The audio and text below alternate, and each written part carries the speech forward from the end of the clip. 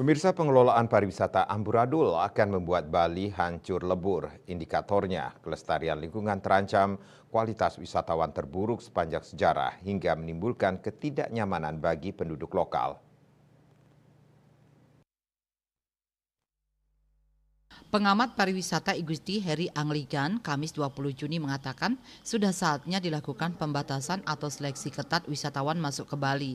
Untuk itu stakeholder pariwisata terutama para pengusaha harus berani berkorban untuk membuat pariwisata Bali berkualitas.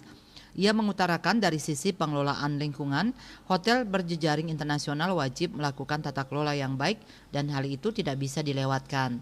Sementara yang masih menjadi soal adalah akomodasi jenis homestay, villa yang berdiri sendiri. Pengolahan limbahnya menjadi pertanyaan dan penggunaan air bawah tanah ABT-nya.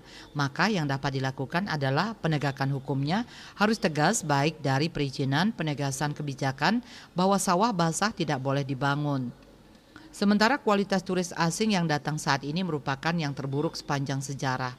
Selain itu, menurutnya penghapusan VOE bisa menjadi jurus jitu tangkal turis nakal.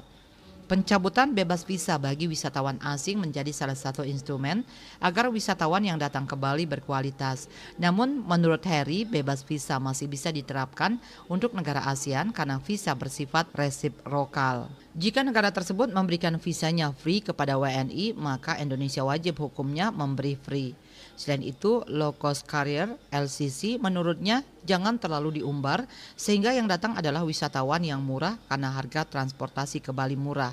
Meski dampak dari kebijakan-kebijakan tersebut di awal, Bali akan sepi turis, hal itu menurutnya wajar namun kemudian akan terjaring turis yang datang. Sementara itu menurut Ketua Ubud Hotel Association UHA Surya, tata kelola lingkungan bisa dikerjakan karena saat ini sudah ada tourist levy. Sehingga menurutnya selama ini kendala yang dihadapi dalam pengelolaan lingkungan adalah soal dana. Citamaya Bali Post melaporkan.